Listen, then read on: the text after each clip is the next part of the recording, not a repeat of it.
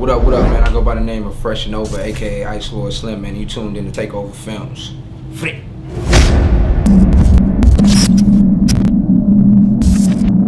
It's the Takeover.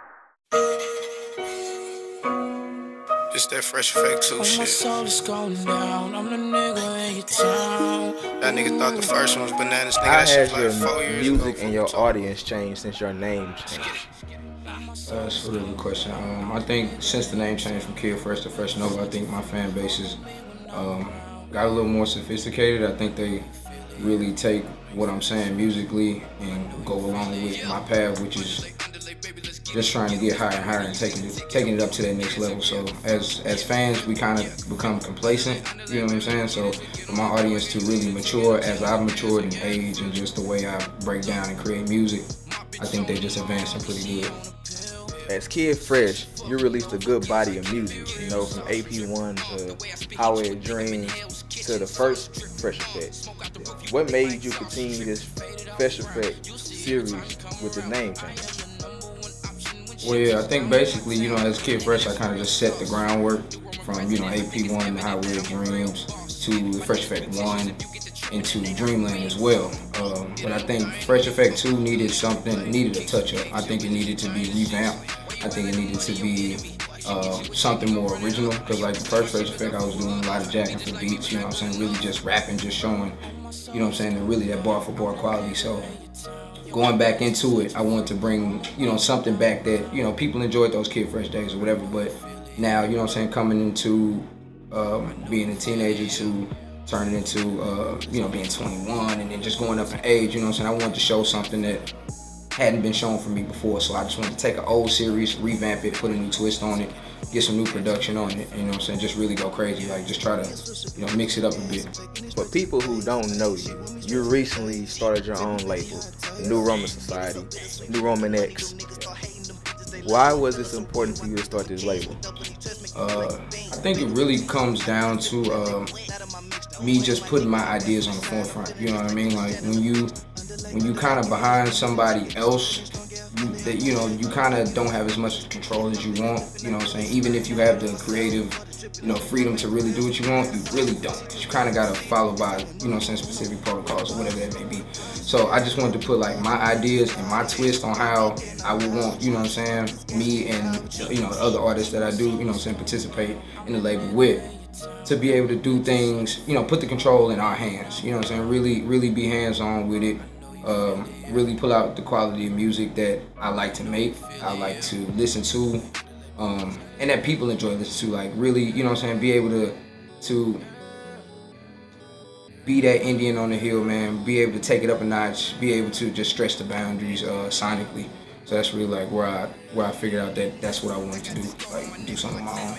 A lot of people, well, a lot of artists that have a certain regimen they go through as far as writing or going to the studio, you know, recording albums and so forth. Is it a certain writing process you go through when you go in the studio?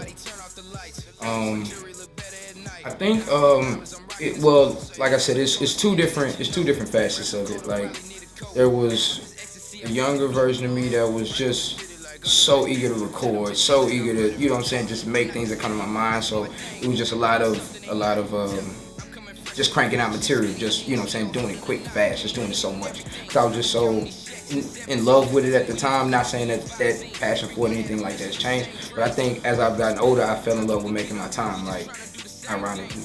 But you know, just fell in love with taking my time, man, just being patient, being able to, you know, just sit there in the studio and try out new ideas, because you never know, like, you taking that, you know, that extra hour or that, you know, that extra day musically in the studio, that can create the next wave for a couple years to come, you know what I'm saying, that people can grasp onto.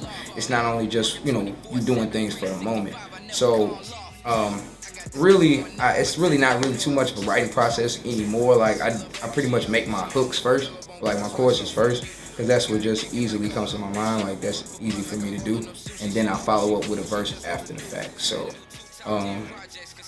with the writing process, I love to do bridges. I think bridges are instrumental in my music, because it's always a breakdown. It's a chance for me to you know what I'm saying, put a reoccurring theme to the song.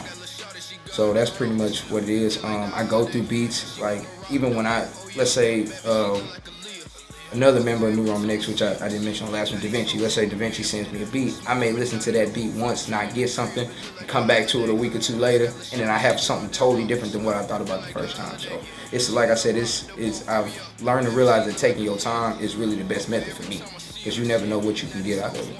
With the Fresh Effect 2 being on all the major networks, you know, as far as, you know, Spotify, iTunes, you know, all of that, you know, what is next for Freshanova? Like, what can we expect in the next, you know, in the future? Oh, well, I guess without trying not to give out too much, I think this time around I'm catering to more so my female audience this time around, and I think that's what the Fresh Effect 2 was pretty much for everybody to turn up.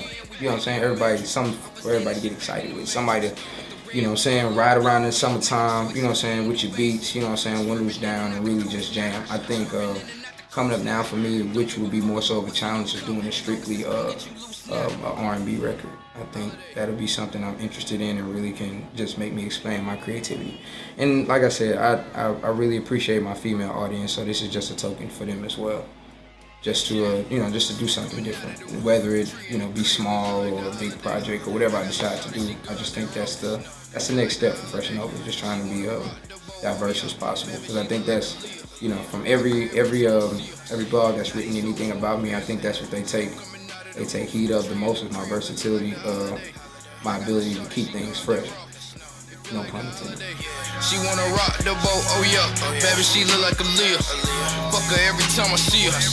Now these hoes wanna be her.